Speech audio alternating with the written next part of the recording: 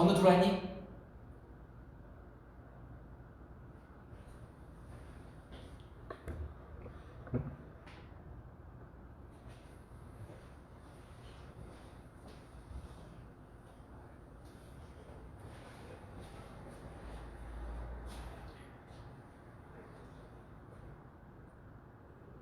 진우하고 소연이는 들어왔지? 건우가 안 들어왔네? 왜 나한테는 지금 안 들어온다고 표시가 되는데.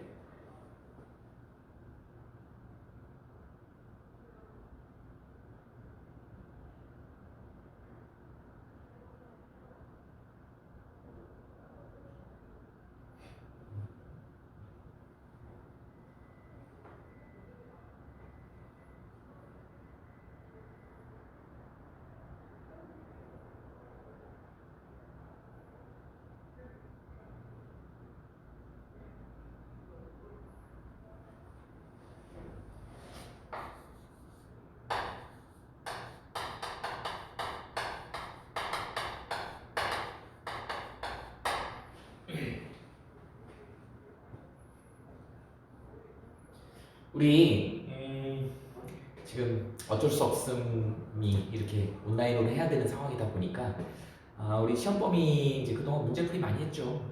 그리고 또 근데 사실은 이제 이번 화학 파트가 어떠니 계산 문제가 좀 복잡하지, 그죠?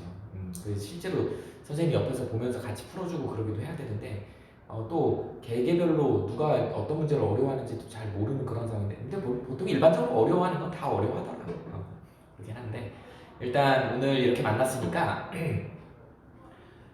동적 평형부터 시작해서 전체적으로 중요한 핵심 포인트만 조금 좀 설명을 좀 하고요. 여기 이제 딱히 핵심 포인트라고 할 만한 것들은 별로 크게는 없었는데 중요하게 다뤄지는 부분들이 있잖아. 조심해야 될 것들 그런 것들만 좀 선생님이 한번 좀 잠깐 좀 찝어줄 테니까 그렇게 하고 정리한 다음에 그 다음에 이제 문제풀이를 하는데 선생님한테 질문이 좀 몇 개 들어온 것들 중에 니네들이 좀 많이 어려워할 아주 어찌 보면 상위권 문제죠. 그런 문제들에 대한 풀이를 선생님이 좀 해줄 테니까 미리 내가 문제를 한번 이게 파일을 보낼 수 있나 모르겠는데 너 보내줄 테니까 한번 풀어보고 선생님하고 같이 푸는 것도 한번 연습을 좀 해보는 것도 방법일 것 같아. 그래서 우리 교재에 있는 문제도 3년기 중앙 문제도 하나 있던데 그 문제도 한번 같이 풀어보고요. 그래서 어떤 유형으로 어떻게 접근하는지 풀이 방식은 뭐 선생님이 정답이라고 할 수 있겠지만 풀이 방식은 각자 이제 개인적으로 니네는 나한테 배웠기 때문에 내 방식대로 쓰겠지만 뭐 더 편한 방법이 있으면 편한 방법 써도 되는 거야. 그거는 뭐 룰은 없는 거야. 규칙은 없는 거라고. 본인이 계산하기 편한 방법으로 쓰면 돼. 근데 이제 기본적인 거 건우 들어왔나 보네? 안녕. 이제 들어왔다고 뜨는데?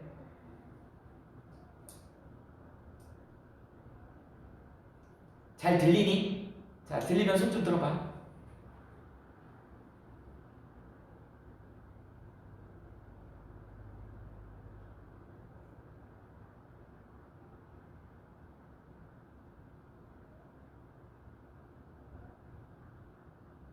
안 들려?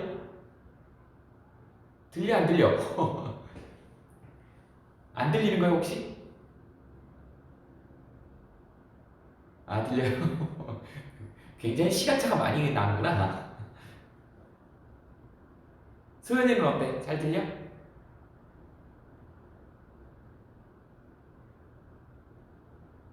건우는 어떠니?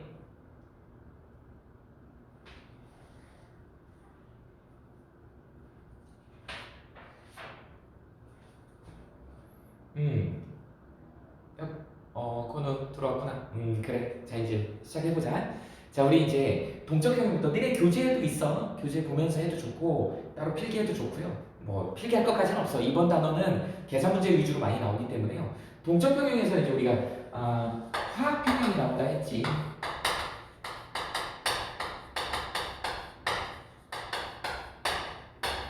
그래서 동적평형이라고 하는 건 기억나죠?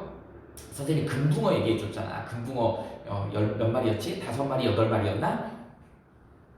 숫자는 변함이 없는데 색깔이 변하더라는 거지. 색깔이. 그러니까 겉으로 보기에는 아무런 반응이 일어나지 않는 거, 멈춘 것 같은 반응인데 계속 왔다 갔다 하더라는 거지. 그래서 우리가 반응식을 보통 일반식을 이렇게 쓰잖아. 이렇게 쓰죠. 물론 여기는 이제 좀 더 일반식을 쓰기 위해서 개수까지 표현하긴 하지. 이렇게 했을 때 우리 이쪽으로 가는 걸 우리는 오른쪽으로 가는 걸 정반응이라고 한다. 이제 우리 얘를 갖다가 뭐라 하니? 반응물이라고 하죠. 얘를 뭐라 해? 생성물이라고 하죠. 이 화학 반응식에서의 반응물하고 생성물을 이렇게 나타내. 생성물을 항상 오른쪽에다 쓰는 게 이제 화학 반응식의 기본이죠. 그리고 화살표를 쓰는데 화살표를 그동안 우리는 하나만 썼다고 이거 우리는 비가역 반응을 배웠다고요. 뭐뭐 있어? 연소 반응, 그 다음에 기체 발생 반응, 앙금 생성 반응, 뭐 이렇게 중화 반응, 뭐 열로 발생하거나 뭐 이렇게 앙금이 생기거나 또 다른 물질을 변하거나 이런 것들은 오른쪽으로 가버리면 왼쪽으로 돌아오지 않죠. 그런데 이게 왔다 갔다 하는 반응이 있더라는 거지. 그걸 우리는 뭐라 그래? 가역 반응이라고 한다고. 가역 반응의 예로는 뭐 거기 우리 많이 책에도 있죠. 염화코발트 육수화물, 그 다음에 황산구리 오수화물, 그 다음에 뭐 또 뭐 있었니? 석회동굴, 종유석, 석순 이런 만들어지는 과정들, 이런 자연계에 이렇게 왔다 갔다 하는 양쪽 반응은 굉장히 많아요. 가역 반응은. 그래서 그 가역 반응의 오른쪽으로 가는 것을 정반응, 반대로 오는 반응을 역반응 이렇게 얘기한다. 그랬을 때 우리는 이 V는 이제 속도다. 정반응의 속도하고 역반응의 속도가 같았을 때 이런 상태를 우리는 뭐라 그러지? 화학 평형이라고, 동적 평형 상태다 이렇게 얘기를 하는 거죠. 그리고 그게 어느 쪽으로 치우칠 거냐를 따지는 게 바로 뭐라 그랬어? K라고 했지. 그래서 반응 속도는 이거는 이제 화투 내용이었죠. 그래서 A의 A승, B의 B승이고 여기에 C의 C승이고 D의 대수승 D승이더라 이렇게 표현한다 그랬어. 그쵸? 근데 여기까지 넘어가는 건 화투야. 그런데 살짝 알고는 있어야지. 그래서 이게 1보다 크면 뭐 이게 개수에 따라 좀 다를 수 있지만 분자값이 큰 거라고 보면 되는 거죠. 분자값이 크다는 얘기는 일반적인 얘기를 하는 거야. 분자값이 크다는 얘기는 생성물이 많이 생겼다는 얘기니까 우리가 이럴 때를 뭐라 그래? 반응이 정반응 쪽으로 치우쳤다 이런 표현을 쓰는 거야. 그죠? 두 개가 평형을 이루지만 그 반응의 주도적인 반응은 정반응 쪽, 즉 분자가 많아져서 1보다 크더라. 이게 이제 1인 경우도 있고 1보다 작은 경우, 1로 이렇게 딱 떨어지는 경우는 별로 거의 없겠죠. 1보다 작은 경우겠지. 1보다 작은 경우는 어떤 경우가 생기겠어요? 이거는 이쪽에 반응물 쪽으로 많이 남아있는 거고 생성물은 되게 조금 생기는, 근데 그걸로 평형이 유지되는 이런 걸 우리는 화학 평형이라고 얘기를 했죠. 그래서 우리가 양적으로 평형이 된다는 생각을 하면 안 돼. 반응 속도야, 속도. 속도가 같은 거를 우리는 평형이라고 얘기를 한다. 그래서 선생님이 인생사례하고 얘기를 해줬잖아. 니네 주변에 있는 네 친구들이나 니네가 만나는 사람들을 한번 가만히 생각해봐. 그죠? 굉장히 서로 평형을 유지하면서 관계를 유지하고 있잖아. 그런데 어떤 친구와의 관계에서는 난 저 친구 만나면 내가 10,000원을 쓰는데 그 친구는 나한테 1,000원밖에 안 써.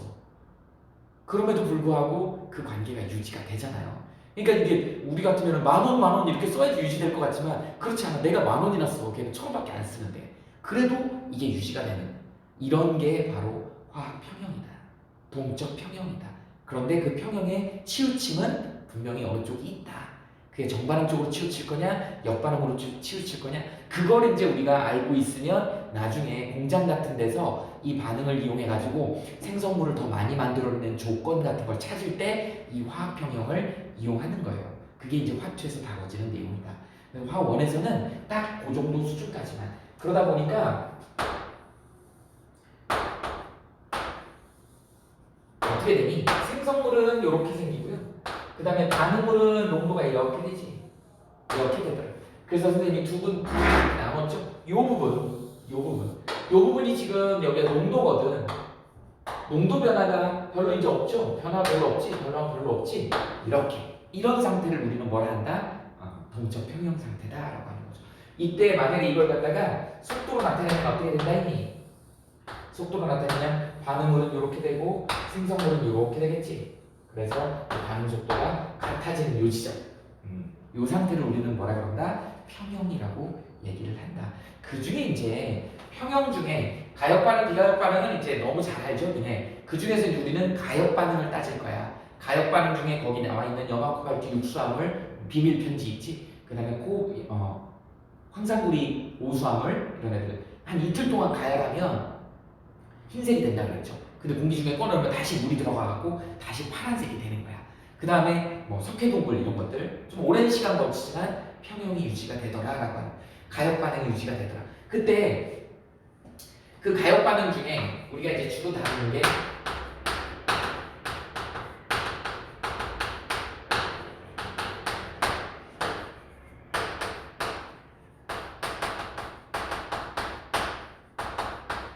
이렇게 된다 했죠. 용해 평형하고 기화 평형에 대한 얘기가 시험 문제 아주 잘 나오지. 그 중에서 여기 이제 우리 얘를 이 K를 뭐라 한다 그랬어? 평형상수라 그랬죠. 이거 뒤에 가면 이제 우리 그거 나오지. 뭐 나오니? K W 나오죠. 이것도 평형상수의 일종이거든. 그러니까 사실은 이거 설명하려고 이걸 설명했던 거죠. 그런데 이 평형상수는 우리 뭐라고 중요한 거 알고 있죠? 온도에만 의존하지. 온도에만 의존하더라 라고 하는 게 굉장히 중요한 겁니다. 그래서 온도가 일반적으로 올라가게 되면 평형상수 값은 증가하게 돼. 보통 일반적으로 그래요. 평형상수가 꼭 그런 건 아니야. 좀 상황에 따라 다를 수 있어. 근데 우리 수준에서는 그냥 그 정도 알아둡시다. 온도가 올라가게 되면 평형상수 값이 증가한다. 평형상수가 증가한다는 얘기는 정반응으로 진행한다 이런 의미로 보면 되는 거죠. 자, 그 중에서 용해평형이 나온다고. 용해평형을 이렇게 설명했었지. 기억날 것이야. 이거 물이라고 합시다. 용매. 물에다가 이제 누구를 집어넣는 거야? NaCl을. 우리 염화나트륨이죠. 이렇게 쓰면 염화나트륨 고체야. 얘를 갖다 집어넣으면 어떻게 돼요? 잘 녹겠지. 잘 녹습니다. 왕창 때려놓고 유리막대로 막 젓는 거야. 그럼 어떻게 되겠니? 더 이상 녹지 않는 상황이 벌어지는 거죠. 여기를 우리는 NaCl에 S라고 놓을 것이고, 여기 이제 맑은 액이 NaCl에 AQ라고 써볼게. AQ라고 쓰는 건 aqueous, 수용액이란 뜻입니다. 그죠? 그래서 얘네들이 지금 꽉 녹았겠지. 완전히 이걸 우리는 뭐라 하죠? 이거를 나중에 포화용액 이렇게 표현하잖아. 그런데 더 이상 녹지 않는데요? 이렇게 얘기할 수 있지만 실제로는 어떤 상황이다? 여기서 녹는 속도하고 석출되는 속도가 같아지는 상황인 거다. 그러니까 계속 녹아요. 계속 석출돼요. 이 속도가 같은 거. 속도가 같은 거다. 양이 같은 게 아니에요. 그게 평형을 이루는 거야. 그러다 보니까 겉모습에서 봤을 때는 0으로 보이는 거야. 멈춰 있는 것처럼 보이는 거야. 그죠? 겉으로는 아무 일도 안 일어나는 것처럼 보인다. 우린 이걸 갖다가 용의 속도 이렇게 된다. 이게 만약에 25도씨에서 일어나는 일이다라고 하면 이게 이제 여러분들한테 시험 문제 때 이건 꼭 알아야 되는 것이지. 문제 많이 풀어봤을 것이야. 그래서 어떻게 된다고? 25도씨에서 여기에 있는 용의 속도는 늘 일정합니다. 그 용의 속도를 결정짓는 거는 온도가 결정짓기 때문에, 그죠? 그래서 녹는 속도는 일정하다는 얘기지. 그런데 여기는 처음에 아무것도 없는 맑은 용액이었어, 맑은 물이었어. 그런데 이제 한두 개씩 녹기 시작하죠. 그러면서 점점 용액이 포화되기 시작하지. 점점 NaCl이 꽉 녹아서 들어차기 시작하지. 이렇게 되는 거예요. 그걸 우리는 석출속. 그게 이제 들어차기 시작하면 이제 석출되기 시작해. 다시 고체로 돌아가기 시작해. 그러니까 서서히 가다가 같아지는 시간이 생기더라. 이게 이제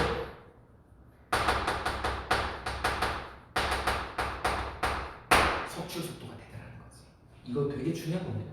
그래서 여기가 더 이상 겉으로 보기에는 더 이상 녹지 않는 것처럼 보이는 거죠. 그러나 계속 녹고 있어. 계속 석출되고 있어. 이게 평형을 이루는 곳이 바로 여기더라. 그래서 우리는 여기를 갖다 뭐라 한다?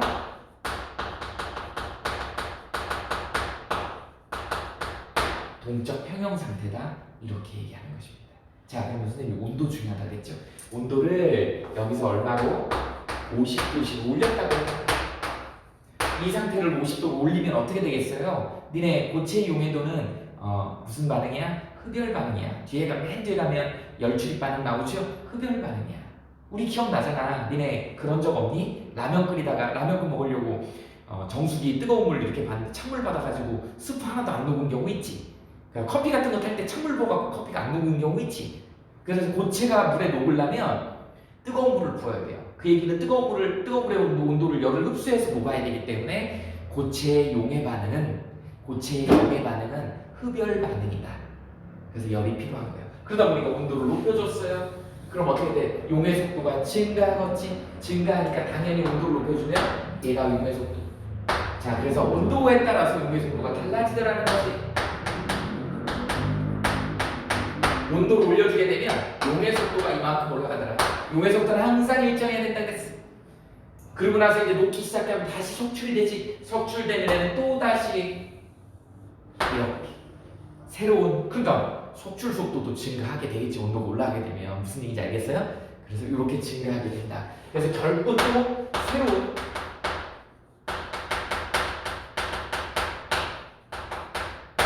새로운 평형에 도달하기 시작한다라고 하는 것이죠. 이렇게 되지. 할 수 있겠니? 어때? 인생살이하고 똑같잖아. 내 주변에 있는 친구, 뭐 그런 경우, 니네는 경험이 있는지 모르겠지만, 내가 그냥 편하게 알던 친구였는데, 그냥 별로 중요하지 않은 친구였는데, 어떤 계기를 통해 가지고 또 다른 새로운 평형으로, 그래서 한 단계 업그레이드된 친구 관계가 되고, 뭐 이런 경우 있잖아요. 이게 그 똑같아. 사람도 자연이기 때문에 비슷한 어떤 온도라고 하는 어떤 계기로 인해 가지고 이게 용해 속도가 확 올라가다 보니까 결국은 또 거기 맞춰 가더라는 거지. 그래서 또 다른 새로운 평형이 만들어지더라.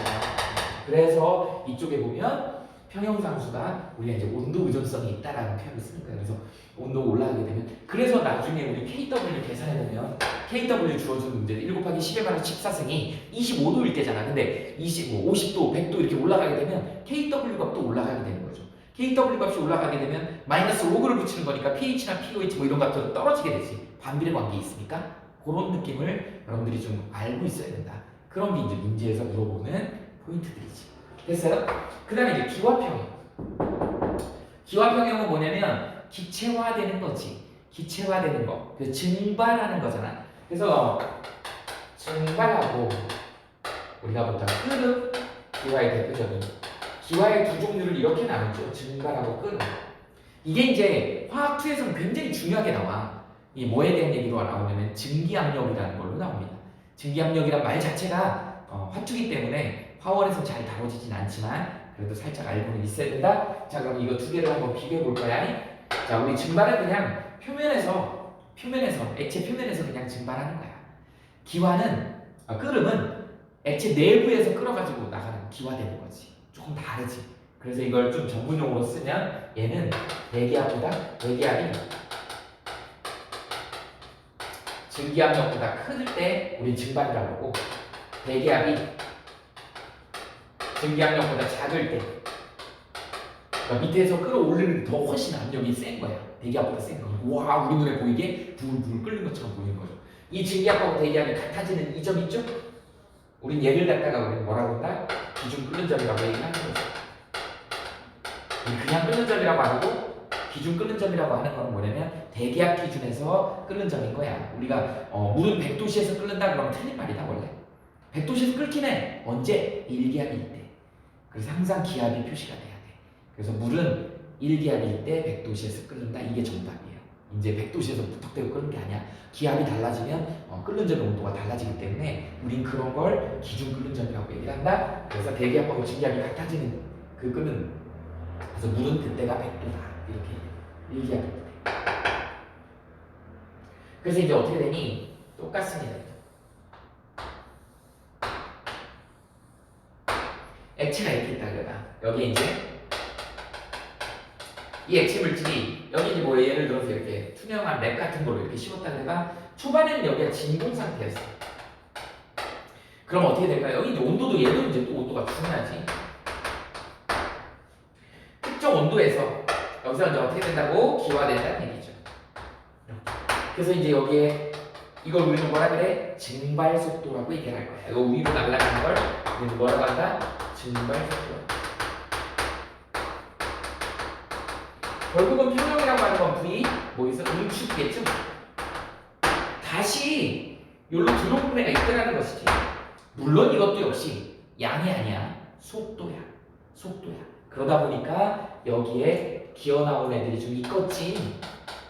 어쨌든 평형을 이루지만 요 진공이었던 공간 안에 수증기 형태로 들어가 있는 뭐 기체 형태로 들어가 있는 애들이 있겠지. 걔네들이 벽면을 두들기는 압력. 우리 얘를 갖다가 뭐라고 해? 증기압이라고 얘기를 한다. 증기압의 의미는 바로 그런 의미입니다. 이해돼요? 자, 초반에 진공 상태에서 이제 액체 표면에서 기화돼서 날아가면 다시 들어오는 애들도 있겠지. 그런데 어쨌든 나가 있는 애들이 좀 더 있을 거야. 진공은 아닐 거란 말이지. 그럼 그 나가 있는 애들이 벽면을 두들기는 압력. 우린 그걸 그때 온도에서의 증기압이라고 얘기를 하는 거야. 그럼 온도가 올라가게 되면 그 증기압 나오는 애들이 더 많겠지. 증기압력이 올라가겠죠. 이렇게 된다. 이런 느낌인 거죠. 그러다 보니까 자, 어떻게 된다고? 이렇게 된다고. 이게 증발 속도가 되겠지. 똑같은 개념이야. 그럼 응축 속도도 어떻게 될까? 어느 순간에 같아지겠지.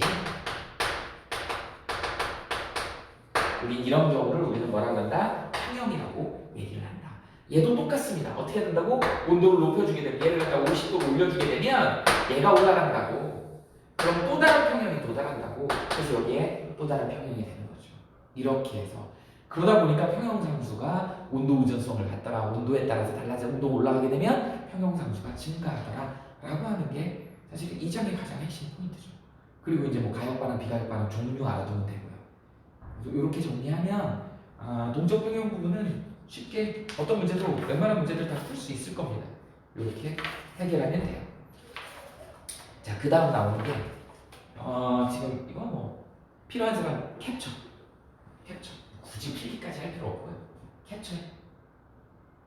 캡처한 사람 손 들어. 넘어가게.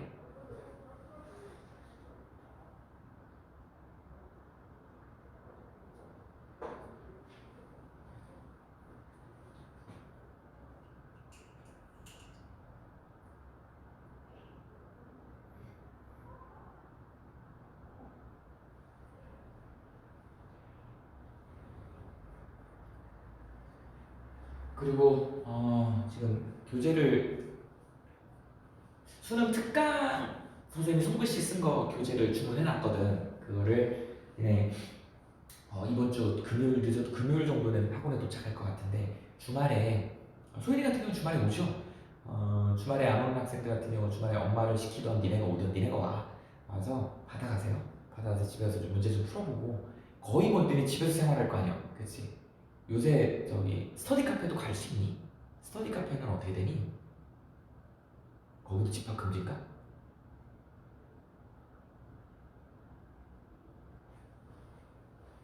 너네 그냥 다 집에서 집콕으로 공부하는 학생들인가? 주로 어디 가서 공부하니 요새?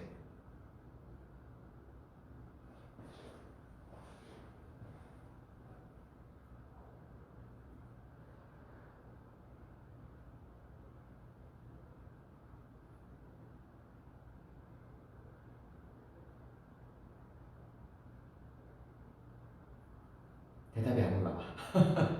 대답하기 여기 싫어? 이거 지워도 될까?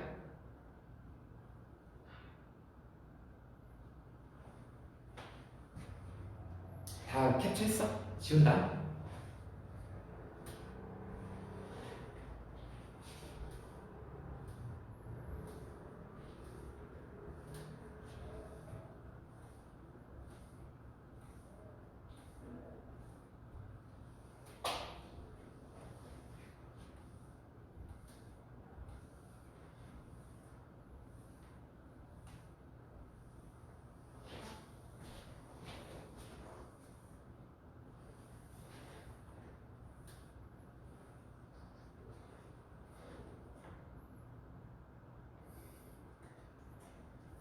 자,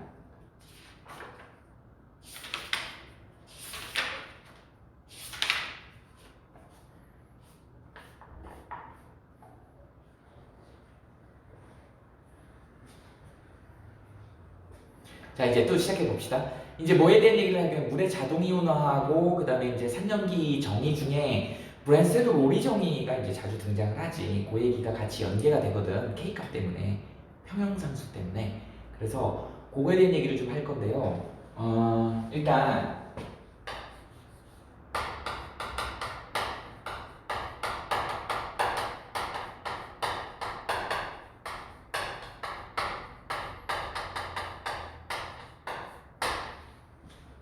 브랜스테드 로리 정의를 한번 봅시다. 브랜스테드 로리 정의는 우리가 산을 뭐라고 정의를 하냐면 그냥 H 플러스를 내놓는 물질 이렇게 정의를 한다고요. 그래서 뭐라고 보통 얘기하냐면 프로톤 도너라는 표현을 써요. 이거 우리말로 저는 해놓은 거예요. 그 다음에 연기는 H 플러스를 반등 물질이라고 얘기해요. 그래서 프로톤 억셉터라는 표현을 써요. 이렇게 정의를 해.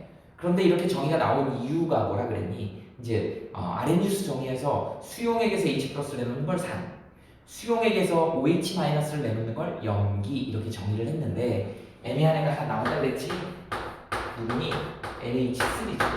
얘 이렇게 생기는데 얘 물에다 집어넣게 되면 얘가 어떻게 되나? 이제 우리 평형을 배웠으면 양쪽으로 이렇게 써볼게.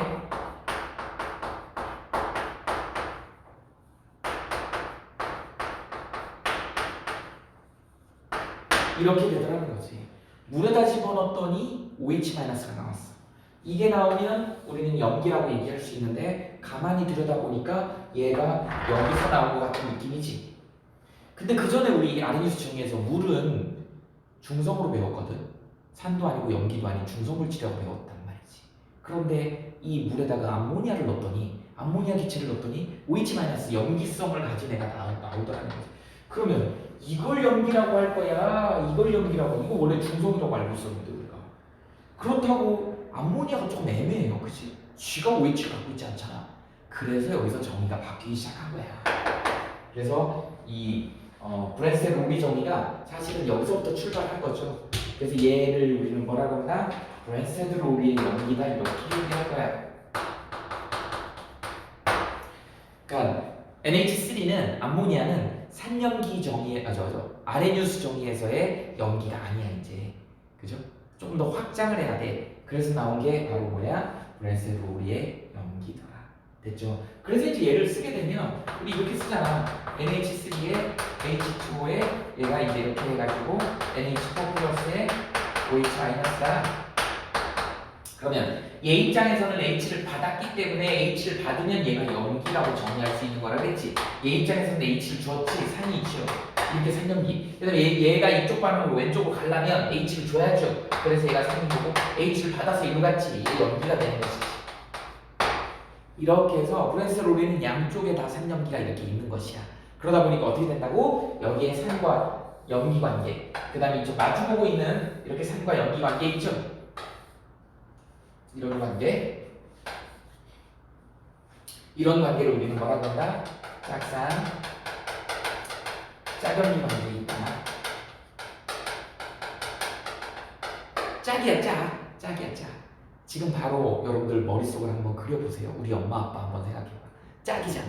엄마 아빠 짝이잖아요. 엄마 아빠, 우리 엄마가 좀 세. 그럼 상대적으로 우리 아빠가 좀 약해. 우리 아버지가 센데 그럼 상대적으로 엄마가 좀 약한 편이야. 그렇지 않아? 두 분 다 세면 집안 난리 나지. 막 이것저것 날라다니는, TV 날라다니고, 그죠? 냉장고 날라다니고 이렇게 될 거 아니에요.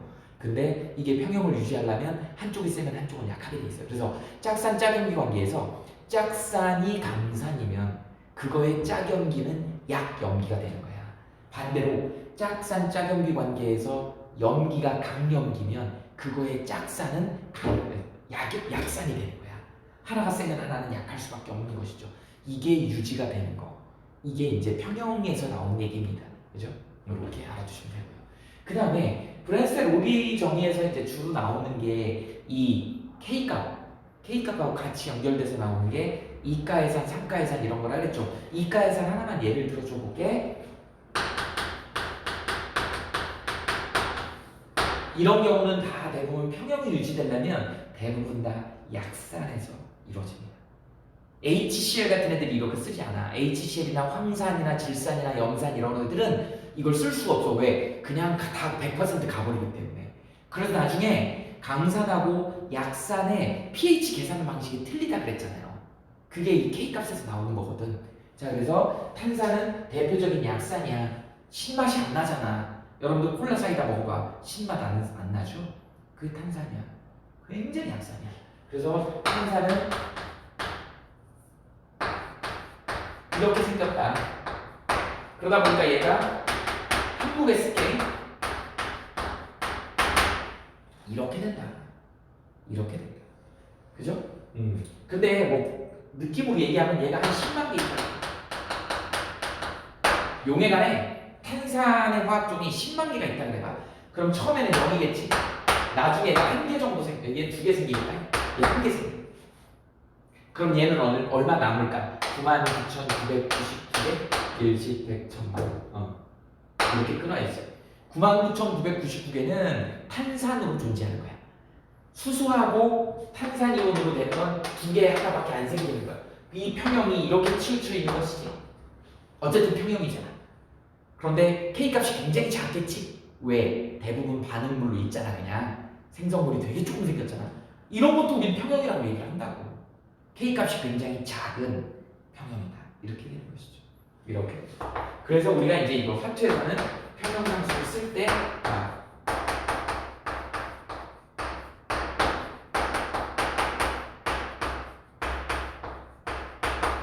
이런 식으로 표현을 한다. 근데 이것까지 여러분들이 알 필요는 없다. 이거는 화투의 그러니까 화원의 심화 과정인데 내가 아마 안 했을 거야. 근데 이거하고 비슷하게 내가 이제 왜 이 얘기를 하냐면 이거하고 비슷한 게 KW 값이거든. 물의 이온화 상수. 그게 여기서 나온 거야. 그래서 선생님이 이걸 강조하는 겁니다. 자, 이거 강조하기 전에 일단 보류해놓고 얘 보자고. 얘가 어떻게 된다고? 분리해서 써볼게요. 자, 이렇게 돼서 H 하나 나오고 HCO3 얘 한 번 더, 얘 한 번 더 H 플러스에 CO3 마이너스 이렇게 된다는 얘기야. 그래서 어떻게 된다 했니? 이런 반응이 있고 여기에 이제 이런 반응이 있다 그랬죠. 2개 반응이 연속적으로 일어나는 거를 항목으로 표시한 거예요. 근데 이 2개 반응을 연속적으로 썼을 때 자, 브랜셀 로리 정의를 그대로 적용시켜 보자는 거지. 자, 그래서 어떻게 된다? 얘 H를 내놨으니까 얘가 3이 되는 거고, 그죠? 얘는 H를 받아서 절로 가는 거니까 얘 연기가 되는 것이지. 자, 빨간색 박스 안에 있는 반응에서는 얘가 3이고 얘가 연기인 거야. 노란색 박스에서는 어떻게 된다? 얘가 3이지. H를 내놨으니까 받아서 같이 얘 연기지. 이렇게 되는 거지. 그러다 보니까 여기 있는 애들 봐봐. 이걸 이름을 뭐라 그러냐면 탄산 수소 이온이라고 하거든. 우리는 어떤 이온이나 물질을 갖다가 걔가 산성이면 그냥 산성 이렇게 해요. 너 옛날에 이제 그런 거 되게 많았거든요. 너 검정색이야 흰색이야 빨리 얘기해봐. 흑백 논리가 막 팽배해 있을 때 우리 이제 1970년대 60년대 70년대는 양극화잖아. 그죠? 그래서 공산진영 자유진영. 그래서 너는 그때 제일 욕먹는 애들이 누군 줄 알았어? 회색 분자야 회색 분자. 너 검정색이야 흰색이야. 나 가래 붙었다 쓸개 붙었다 하는 사람을 제일 경멸했어요. 너 빨리 편했어. 어느 편에서? 이렇게 얘기해. 그 중간에 있는 사람은 되게 애매한 그래갖고 사람 취급을 안 했어요. 근데 시대가 바뀌었잖아요. 그치? 너 산성이야 염기성이야? 나는 때로는 산성이고 때로는 염기성이네? 이런 애들이 앞으로는 잘 살 수 있어요. 소통 전문가잖아. 그죠? 니네도 그랬으면 좋겠어요. 다양하게. 이쪽 가서는 산성으로도 작용하고 이쪽 가서는 염기로도 작용할 수 있는 그런 능력치를 가져야지. 과거에는 여러분들 부모님 세대에는 너 흰색이야 검은색이야 빨리 얘기해. 안 그러면 죽여버릴 거야. 이렇게 된 거죠. 회색, 그래서 회색 분자라는 표현을 썼어. 회색 분자. 회색 분자. 제일 경멸하는 사람들이 꼭 이쪽 논리나 이쪽 논리에 서야 되는데 중간적인 입장을 별로 좋아하지 않았다. 근데 최근에는 그런 사람들이 능력자로 평가를 받는다. 그래서 여기 있는 이런 애들을 우리는 뭐 한다? 얘를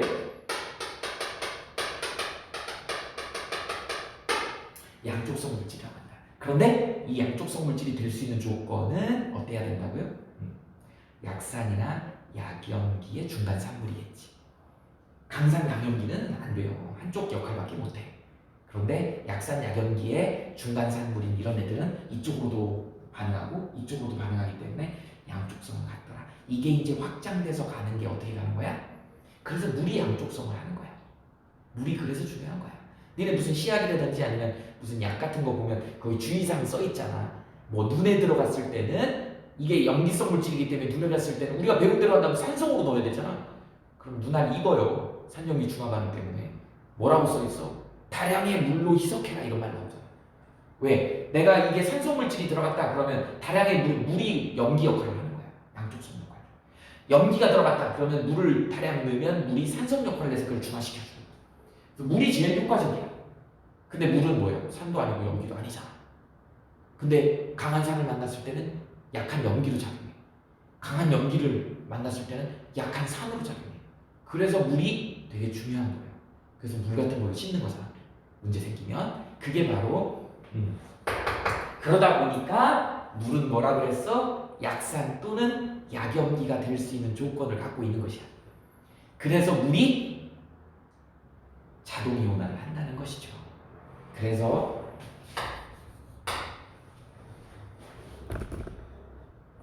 물에 자동이온화가 나온 거야.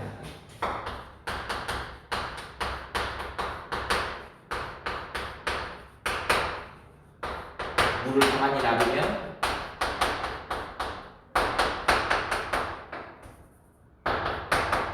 이렇게 되다. 또는 이렇게도 써도 돼. 똑같은 거예요. 이제 네가 화학을 좀 선택하고 있기 때문에 최소 이거하고 이거 같다는 걸 알 수 있지. 어떻게 되는지 알죠? 우리 H 플러스가 물이 옆에 있는 물에다 집어넣으면 이게 부동전자쌍이 이렇게 줘갖고 배위 공유 결합을 하잖아. 그래서 새로운 결합이 하나 만들어지죠.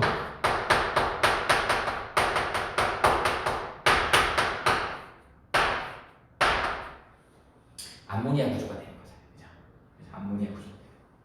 NH3 구조가 되잖아. 이게 구분형 구조에서 하나 결합하면 NH3 여기 몇 도였어? 104.5도에서 이게 몇 도가 되는 거야? 107도가 되는 거잖아. 그죠? 기억나지? 우린 얘를 갖다 뭐라 그래요? 옥선임 이온이라고 한다. 근데 여러분들은 이거랑 여기 그냥 수소이온하고 같다고 놓게 되고 이거라고 써도 되고 이거라고 써도 되고 그래서 우리 문제 풀 때 뭐예요? pH 그럼 어떻게 되면 마이너스 5에 10을 밑으로 하는 이렇게 써도 되고 마이너스 5에 10을 밑으로 하는 이렇게 써도 된다는 것이지. 똑같은 얘기입니다. 그죠? 근데 우리가 지금 쉬운 표현으로 요걸로 쓰자고. 그래서 요게 어떻게 된다고요? H2O 평형이죠? 평형 반응인데 H 플러스 OH 마이너스. 자, 이거 K 값을 한번 써보자고. 자, 25도씨에서 어떻게 된다 그랬어? 이거의 평형 농도 H2O의 농도 그 다음 어떻게 된다고? H 플러스에 OH 마이너스 이렇게 된다 했지. 그런데 우리는 이거 상수값이라고 알고 있죠? 55.6몰이라는 농도를 알고 있다. 이걸 여기다 곱했더니 그게 뭐가 되더라? KW라고 하는 물의 이온화 상수가 되더라는 거지. 이게 평형 상수에서 나오는 얘기라고. 그래놓고 보니까 이게 H 플러스랑 OH 마이너스 이렇게 되더라. 이걸 시험에서 25도에서 측정해봤더니 1 곱하기 10에 마이너스 14승 엄청나게 작은 값인 거죠. 그러니까 물은 거의 그냥 중성 상태로 있는 거라고 보면 되는 거야.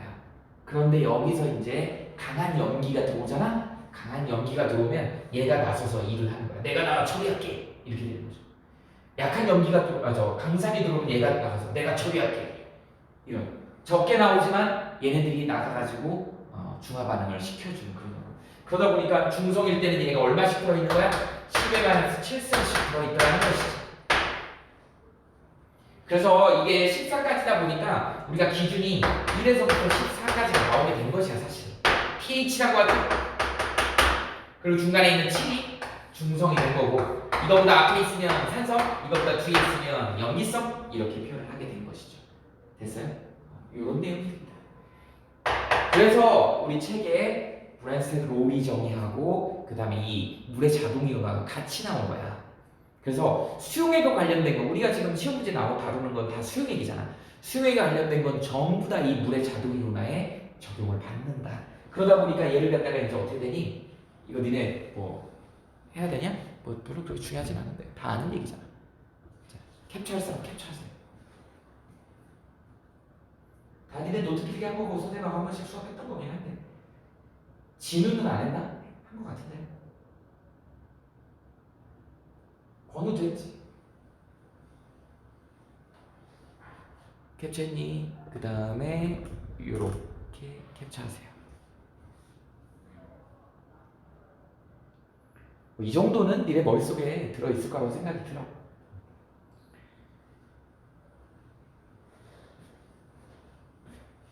지울게.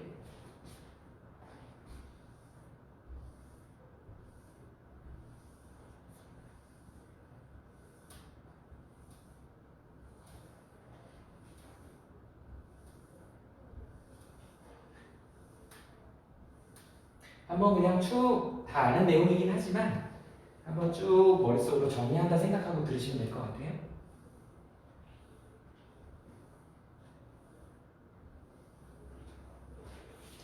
자,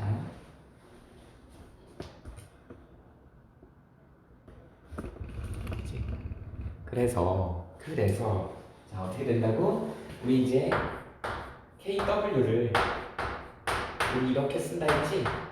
H 플러스 OH 마이너스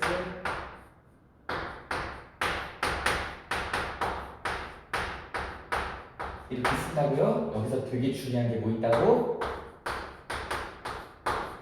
온도가 표시돼야 된다. 문제 풀면서 봤지? 온도가 올라가게 되면 어떻게 된다? 저 K값이 증가하죠. 이렇게. 그러다 보니까 여기다가 우리가 이제 P 함수를 도입하잖아. 마이너스 로그, 상용 로그, 10을 리프라는 뭐 이렇게 표현하지 P 함수라고 하면 보통 이제 X를 정의하고 많이 주니까 마이너스 로그 10에 X 이렇게 쓰죠. 그래서 이제 여기다가 어떻게 쓴다? PKW 이렇게 쓰잖아. 그럼 어떻게 된다? pH 플러스 P의 OH 이렇게 되죠.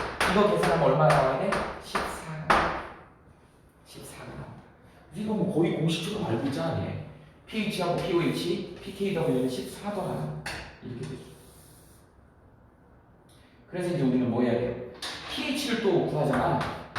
pH가 어떻게 된다? 마이너스 5에 이것도 뭐 10을 리터로 하는 공식처럼 이거 농도 표시다? 여러분들 대괄호는 농도 표시입니다. 이것도 공식처럼 알아두셔야 되는 거죠. 이렇게. 그래서 니네들한테 이제 시험 문제로 나오는 거는 이제 두 가지 경우로 나온다고. 강산 강염기, 약산 약염기의 pH를 구하라 이런 식으로 문제가 나온다고. 거기에 이제 농도 텀이 들어가다 보니까 이제 수능 문제다 보니까 복합적으로 이제 몰농도 계산하는 것까지 나와야지. 그러면 이제 몰농도도 알아요. 이번 단원이 아니더라도 여기에 농도 텀이 들어가기 때문에 몰농도를 구할 수 있어야 되는 것이지. 근데 몰농도 어떻게 구하냐? 몰라리티라 그래서 선생님이 예전에 공식으로 만들어줬죠? 범분수 공식 기억나지? 야, 몰농도의 정의가 뭔데? 몰농도의 정의가 뭐죠? 용액 1리터 안에 들어있는 용질의 몰수야. 그치? 여기다 써줄게. 그 단위가 이렇게 되는 거야. 용액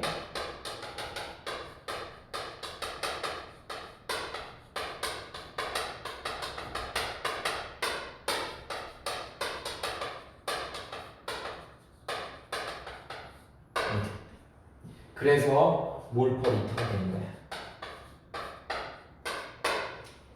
2를 써도 안 써도 되고 안 써도 되는 거야. 줄여서 그냥 MOL 이라고 써도 MOLE까지 써도 돼. 그래서 여기 어떻게 된다고요? 여기는 1000 용액이니까 1000ml에 퍼 리터. 용액 1리터 안에는 1000ml. 단위 환산 때문에 1리터를 1000ml 이렇게 놓은 거야. 그 다음에 여기 이제 그 물질의 분자량을 써줘야죠. 분자량은 단위가 그램 퍼 몰이죠. 그 다음에 여기는 어떻게 되지?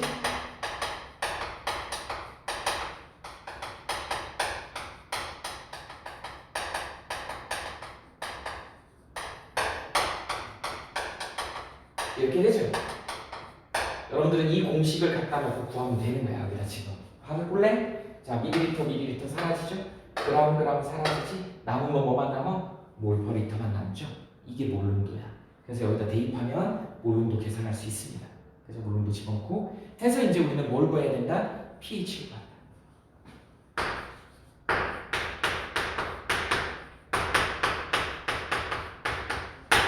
어떤 용액의 pH를 구해라 또는 pOH를 구해라 이런 문제들이 많이 나오는 거 이제 문제 풀어봤을 거야. 어떻게 됐으니? 첫 번째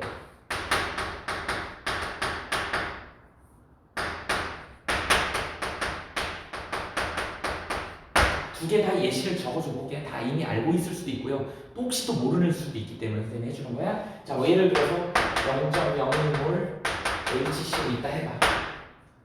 얘가 200ml 있다고 해봅시다. 이렇게 해주더라. 니네 pH에서는 절대 얘 현혹되면 안 돼. pH 따질 때는 몰농도기 때문에 몰농도만 알면 되는 거야. 주요한 게 얘만 알면 되는 거다. 얘 현혹되면 안 됩니다. 예형 되는 건 얘네 둘이 곱했을 때 몰수 따질 때는 저게 필요하지만 몰농도를 따질 때는 부피하고는 상관없어. 부피하고는 상관없잖아요. 그치? 야, 같은 소금물인데 소금물 한 종지가 있고 주전자 한 주전자 있어.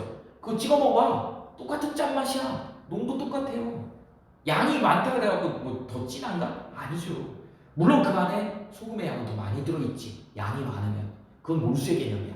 그렇지? 여기서 다루는 이 몰농도는 그냥 얼마나 짤 거냐. 작은 양이든 큰 양이든 많은 양이든 농도가 똑같으면 짠맛은 똑같아요. 여기 찍어 먹으면 저기 찍어 먹으면. 그러니까 양하고는 상관이 없더라. pH 찾을 때는 뭐만? 농도만 따져주면 된다. 우리가 HCl이 얘를 평형이라고 만약에 한다면 이렇게 쓸 수 있다는 것이죠. 평형식으로 한번 그냥 계산을 해보자는 것이지. 얘를 0.015를 평형식 기본이 이렇게 돼서 처음에는 아무것도 안 생겼어. 시간이 지나면서 얘가 생겼어. 얼마가 생겼을 거야? 0.01이 생겼을 거야. 왜? 얘는 100% 이온화되기 때문에. 그럼 얘도 다 없어졌겠지? 0.01이 없어졌을 거야. 0이다 쓰는 게 평형 농도지. 우리한테는 평형 농도가 필요하거든. 얘는 0이지. 얘 0.01이 생겼지. 얘도 0.01이 생겼지. 아하. 자, 우리가 H 플러스 농도는 얼마가 생겼어? 0.01 몰농도다. 우리가 구해야 되는 건 pH죠. 마이너스 로그의 10을 밑으로는 10에 마이너스 2. 얘가 1 곱하기 10에 마이너스 2승 몰발지. 어차피 로그 10의 1은 0이기 때문에 이것만 따져주면 얘가 앞으로 넘어가서 pH가 얼마가 되는 것이요? 2가 되는 것이요. 이렇게 됩니다. 또 가끔 뭐를 물어봐요? pH 얼마냐? 이렇게 물어보죠. 이 상태에서 pH 얼마냐 물어보면 10이지. 이거 모르는 사람 없죠. 합해서 14가 돼야 돼요.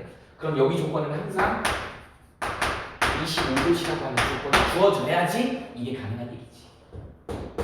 온도가 달라지면 이 14값이 달라지기 때문에 pOH도 달라진다. 조심해야 돼. 온도가 달라지면 무조건 달라져야 돼. 그 조건은 니네들이 그 값은 찾아야 되는 거죠. 계산해야 돼. 그죠? 조심해야 되는 거야. 14라는 기준은 25도라는 기준에서만 14인 거야. 굉장히 중요한 겁니다. 저게 달라지면 값이 줄어들어. 13 뭐 이래. 13.5 뭐 이래. 그럼 여기가 2면은 얘는 11.5가 돼야 되는 거야. 조심해야겠죠? 조심해야 되겠지? 이런 것들. 온도가 달라지면 달라지더라. 자, 이제 강산에 대한 얘기 했으니까 강염기 얘기 하나 더 해보자. 뭘 할까요? 0.01몰 NaOH 한번 해보자. 우리가 수산화나트륨 그러면 강염기인 건 누구나 알고 있어요. 그치? 강염기. 그럼 얘를 갖다가 얘도 역시 평형식을 써야 되니까 그냥 평형이라고 해보자. 이렇게. 그 여기다 0.01몰을 집어넣어. 처음에는 0.0이야. 자, 나중에는 얘가 이온화도가 크기 때문에 100% 됐다 그래가 이렇게 생겼다고. 여기는 얼마? 0.01이 없어졌겠지? 다음에 했던 얘기지. 다시 쓰면 이렇게 되는 거야. 새로 생긴 거니까. 그럼 여기는 0이고 여기는 0.01이 새로 생긴 거고 0.01이 새로 생긴 거죠. 그래서 우리는 뭐예요? pOH를 구할 수 있지. 마이너스 5에 10을 밑으로 하는 OH 농도가 얼마예요? 10에 마이너스 2승 2더라 라고 합니다. 그러니까 물어본 게 이제 뭘 물어봤죠? pH를 물어보죠. 그러니까 pH는 얼마가 돼야 되는 거야? 12가 돼야 되는 것이지. 조심해야 되지. 염기의 OH 농도로 구하는 건 pOH야. 근데 문제에서 pH를 물어봐. 14에서 빼야죠. 온도가 달라졌어. 온도가 25도가 아니야? 그럼 뭐 아까 얘기했던 것처럼 13.5에서 빼야지. 뭐 이런 식인 거죠. 그래서 대부분 pH를 물어본다. pH를 물어본다. 실수하면 안 돼요. 염기인 경우에는 pOH가 먼저 나오겠지. 거기서 KW 값, pKW에서 빼면 그게 pH야. 그래서 pH가 이렇게 나와야 돼. 산성물질은 pH가 이렇게 나오지만 염기성물질은 pH가 이렇게 나와요. 이런 것들 실수 많이 합니다. 생각보다. 그냥 pH 구해야 되는데 pOH 구해놓고 pH라고 쓰는 경우 되게 많아. 조심해. 됐죠? 이거는 그래도 생각보다 쉽지. 이거는 생각보다 쉽다는 것이죠. 약산인 경우, 약염기인 경우에 이런 게 문제가 되는 것이죠.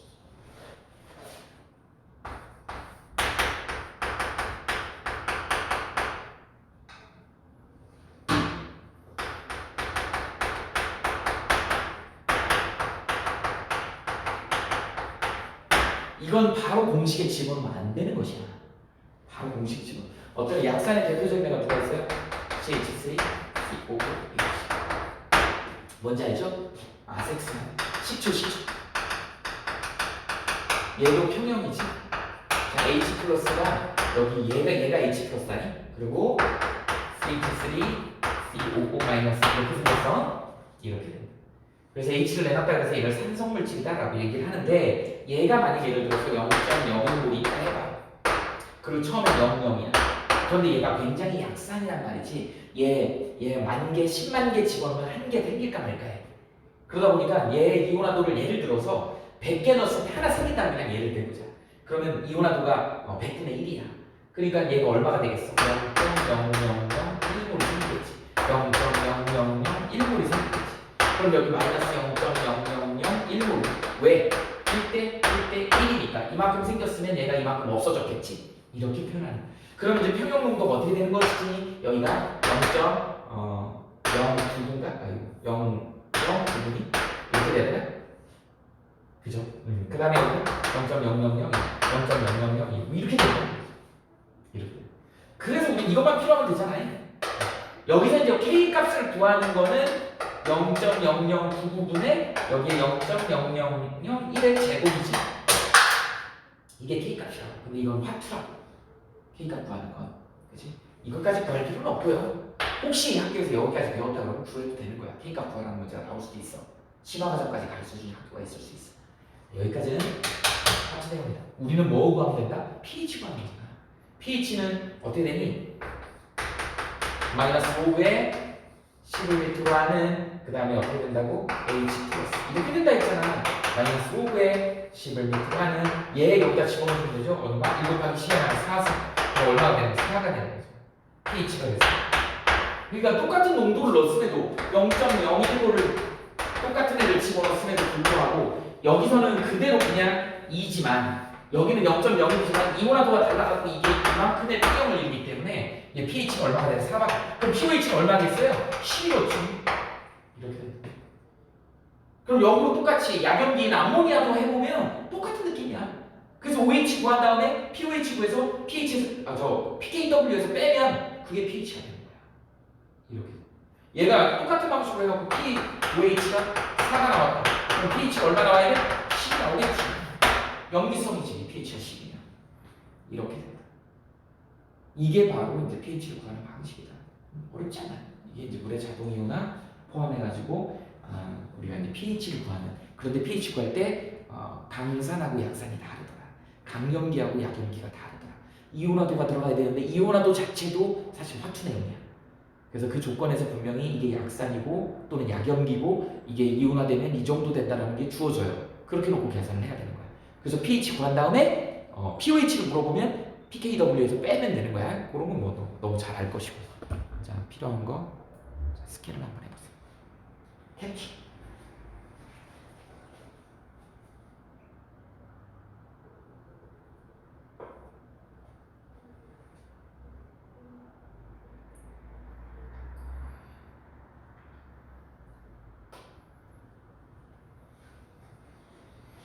있지?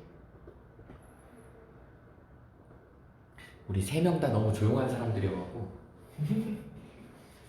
캡처해라. 필요하면 이거 구별해야 됩니다. 강산하고 약산이 다르다는 거 굉장히 중요해요.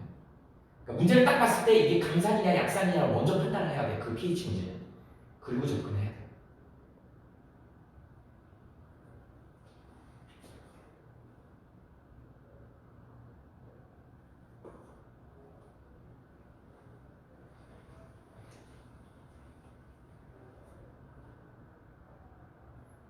됐니?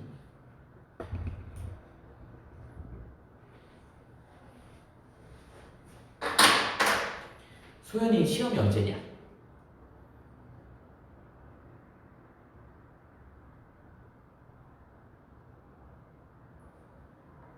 너네 지금 학교가 다 달라.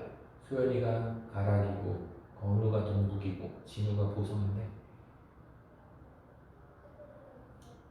각자 시험 날짜 한번 시작 화학 말고 그냥 시작 날짜 한번 올려봐봐. 따로 연기되거나 그렇지는 시간이 연기됐나? 뭐 그런 지금 2.5단계여가지고 아마 학년별로 시험 시간이나 이런 건 좀 조정이 될 것 같아요. 근데 날짜가 연기되거나 그러진 않은 것 같아요.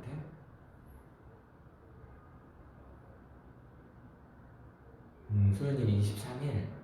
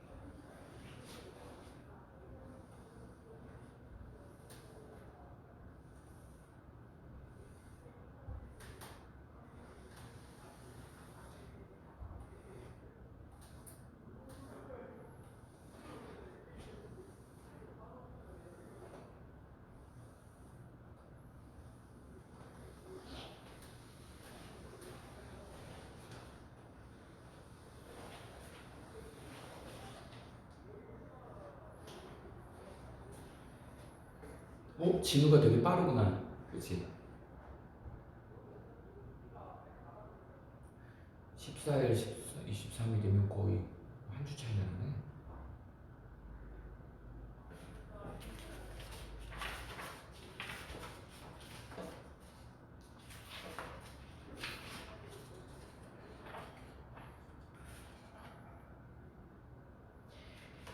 그 다음에 이제 산화환원이지. 산화환원.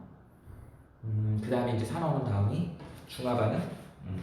이렇게 연결이 되나? 중화반응이 나중이지. 산화환원이 나중이구나. 중화반응이 먼저구나.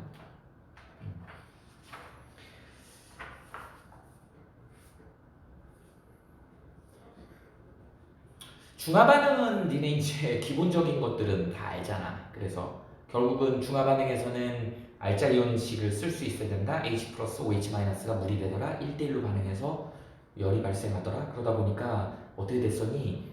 특징들이 있죠. 온도가 증가하는, 온도가 제일 최고점인 데가 중화점이다. 또 하나가 뭐 있어요? 이온의 농도가 작아서 전기 전도도가 작아지는 최저점. 그 우리 전기 전도도가 최저인 곳을 중화점이다. 이렇게 하고 이제 양적 계산을 해야 되는 게 우리가 이제 문제를 해결해야 되는 건데 문제 종류가 되게 다양하지. 그러다 보니까 문제를 많이 풀어볼 수밖에 없는 것이죠. 그래서 이제 니네 이제 중화반응에서 이제 핵심적인 것들을 해야 되는데 문제를 하나 설명하면서 해주는 게 더 니네들한테 효율적일 것 같아서 지금 교재 있지? 근데 교재 이거 있니? 교재 없는 사람 있어? 다 있지? 손 들어봐. 다 있지?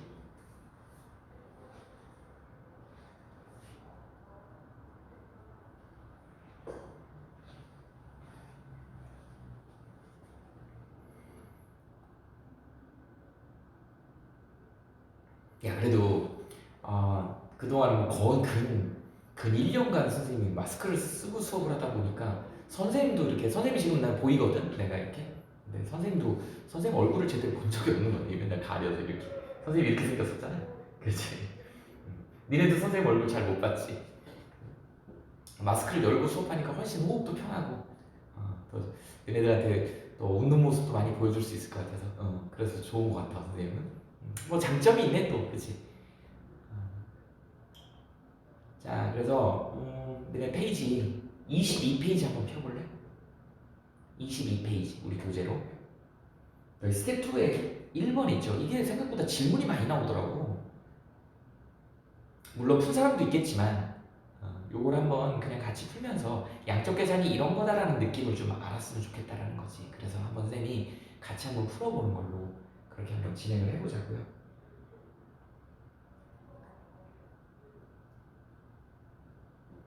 자, 볼까?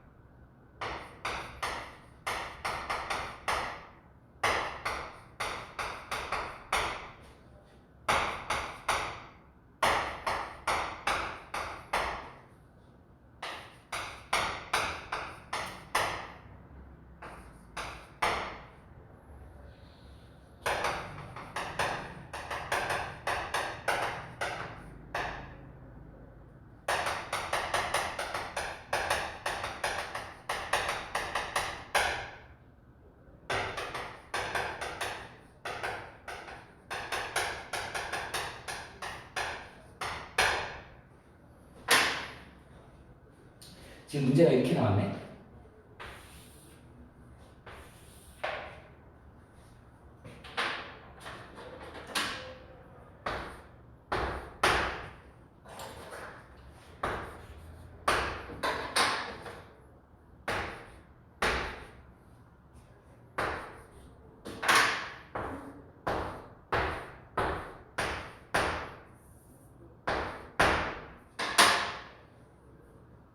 자, 이거지. 그죠? 이렇게 되어 있어. 자, 한번 볼까? 여기서 니네가 이제 문제 풀 때 이런 유형의 문제인데 이게 지금 스텝 2 문제이기 때문에 그렇게 어려운 문제는 아니에요. 근데 이런 기본적인 문제를 가지고 좀 풀어내는 방법을 알아야 되는데 일단 이런 문제 풀 때 중요한 거는 여기에 같은 용액을 썼기 때문에 근데 실험 방법이 가하고 나하고 부피를 다르게 썼다는 얘기야. 여기에서 이제 고정된 거는 뭐가 고정됐냐면 사실은 여기에 앞부분에 농도는 정해져 있다. HCl 농도, NaOH 농도, KOH 농도는 정해져 있어. 근데 이놈의 농도가 3개나 되잖아. 미지수가 3개잖아. 이걸 다 구해야 된다는 거죠. 그래야지 이걸 풀 수 있는데 여기서 이제 이런 문제에서 항상 나오는 게 요게 밑줄 그은 문제야. 문제를 다 풀어놓고도 이거 놓쳐가지고 틀리는 경우 되게 많아. 단위 부피당을 표시했어. 야, 이런 걸 지금 어떻게 접근할 거냐라고 하는 거가 좀 문제죠. 그럼 이제 하나하나씩 접근해보자.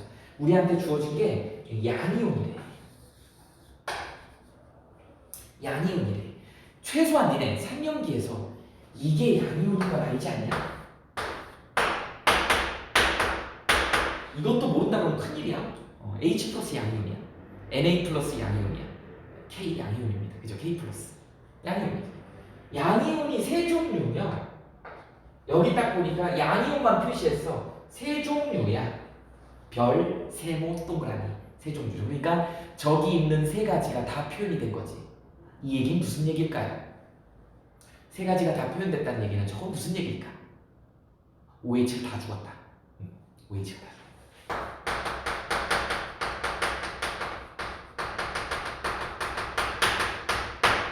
거기다 써놔. OH 다 죽었어. 다 죽었어. 그죠? 맞죠? OH 다 죽었어. H가 남아있는 거야. 근데 이 중에서 누가 H인지 모르지. 근데 그 옆에 또 힌트가 있지. 옆 동네 가서 보니까 또 다른 형태의 혼합용액인데 별표가 없지. 별표가 없지. 두 개밖에 없지. 자, 양이온이 두 종류밖에 없다는 얘기야.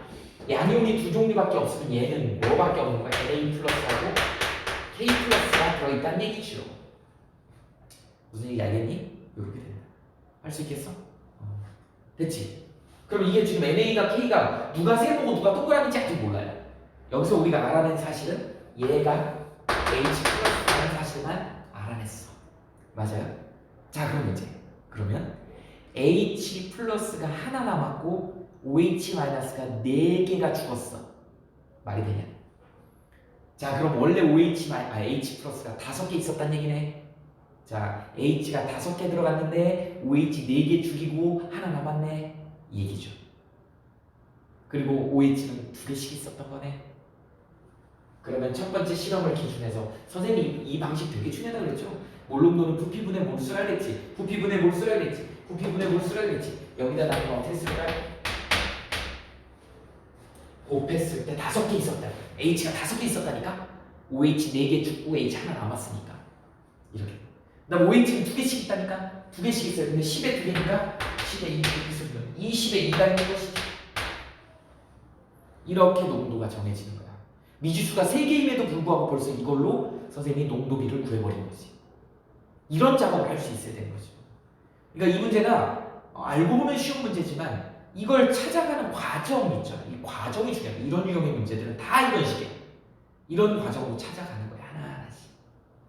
근데 이거 이제 뭐 염두에 둬야 되겠지? 염두에 둬야 되겠지? 왜? 여기가 토탈이 40ml인데 여기가 80ml야. 이렇게. 맞아요? 그러면 우리가 단위 부피를 뭐 1mm로 잡아도 되지만 그냥 여기서 작은 게 단위로 잡으면 되지. 40ml를 단위 부피라고 잡아봐 그냥. 아니면 우리는 귀찮으면 1mm로 해도 돼. 그런데 이 상태에서는 그냥 적은 거를 단위 부피로 잡아도 돼. 그럼 여기 몇 배 한 거야? 2배 한 거잖아. 2배 한 거라고 그러면 여기 몇 개 있는 거야? 20 곱하면 여기 10개 있는 거고 여기 4개 있는 거고 4개 있는 것이지. 맞아요? 이렇게 된다. 맞지? 곱하면 10개 곱하면 미안해. 곱하면 얼마니? 8개구나. 바보. 여기는 몇 개예요? 곱하면 2개지. 이렇게 돼. 얼렐레 얘가 뭐예요? OH 플러스 얼렐레 OH 마이너스 OH 마이너스 어때? 다 죽었네? 완전 얘는 중화점이네? 그럼 뭐만 남은 거요? 뭐만 남은 거요? 8개 남은 거지. 누구겠어? NA 플러스겠지. 왜 2개 남았지? 누구겠어? K 플러스겠지. 근데 이게 지금 2배 한 상태잖아. 40으로 바꾸면 이게 4대 1인 거야. 4대 1. 아하, 얘가 NA구나. 아하, 얘가 뭐예요? K구나. 이렇게 돼. 끝. 다 된 거야. 이것만 가지고 문제 풀죠. 이런 식으로 푸는 거라고. 할 수 있거니? 이런 게 이제 핵심 포인트다. 그래서 요 지금 선생님이 지금 풀어낸 것들 실제로 니네들이 이 문제를 풀 수 있는 거라도 이 연습 흐름을 어떻게 갔는지를 한 문제를 가지고 분석을 잘 하세요. 그래서 이런 유형의 문제들이 나왔을 때는 그 방식대로 그렇게 찾아가는 거야. 누가 처음에 죽었는지 분명히 조건이 여기 하나 죽이고 OH를 죽이고 뭐 이쪽은 OH를 다 죽이고 여기 H를 다 죽였겠지 기준이. 근데 우연찮게 여기는 또 중화점이 돼버렸네. 딱 맞았네. 안 맞는 경우도 있어. 안 맞는 경우도 있어요. 그냥 어디에 염기성으로 가는 경우도 있겠지. 왜 H는 다 죽고 염기성으로 이게 과량으로 들어가고 염기성일 수도 있겠지. 왜 양이온만 표시했으니까. 계산해 보면 다 나온다. 그래서 어떤 하나를 가지고 이게 제일 중요한 포인트죠. 농도를 구한다. 우리가 몰농도에다가 부피를 곱한 값이 몰수였다는 것이지. 그래서 우리는 몰농도를 다시 표현하면 부피분의 몰수다. 그런데 선생님은 몰수라는 표현보다는 여기다 개수를 넣지? 왜 개수를 넣잖아. 몇 개 반응했는지 우리가 개수로 주어지기 때문에 몰수라고 따지면 개수라고 집어넣어. 선생님이 그냥 임의로 부피분의 개수 5개였잖아. 그 다음에 개수 2개, 그 다음에 20분의 2개 이렇게. 그러니까 농도를 저런 형태로 놓을 수 있는 능력치가 있어야 되는 거야. 그거 할 수 있으면 되는 거야. 됐지? 이거 캡처를 하든 해갖고 니네가 직접 한번 말을 해가면서 선생님처럼 이렇게 풀어가지고 저 1번을 한번 다시 한번 개인적으로 해결을 해보세요. 그게 이제 문제를 잘 푸는 방식이다. 선생님이 산업환원 문제도 이런 문제들 질문 많이 나오는 문제를 이제 한 2개 정도를 좀 어려워. 그런 문제들을 좀 풀어줘 볼 테니까 그거 우리 잠깐만 쉬었다가 10분 있다가 선생님이 들어올 테니까 잠깐 화장실 갈 사람 가고 휴식 좀 취해다가 10분 있다가 다시 들어올게. 조금 이따 봐.